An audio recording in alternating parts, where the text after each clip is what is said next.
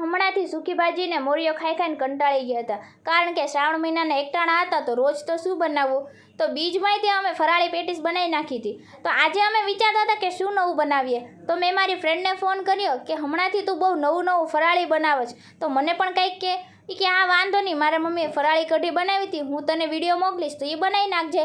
મેં કીધું વાંધો નહીં. મેં વિડીયો જોયો, મને કાંઈ સમજાણું નહીં. પછી મારા મમ્મીએ કીધું કે તું વિડીયો જોતી જા ને મને કહેતી જા, હું બનાવતી જઈશ. તો મેં કીધું વાંધો નહીં. તો મારા ભાભી આવ્યા, એ કે આ તમે શું બનાવો છો? તો મારા મમ્મી કે ફરાળી કઢી. તો મારા ભાભી કે હે ફરાળી કઢી એવી તો ક્યાંય હોય? તો મારા મમ્મીએ કીધું કે હા હોય છે, એકવાર બની જાય પછી તમે ચાખીને કહેજો. તો મારા ભાભી કે વાંધો નહીં.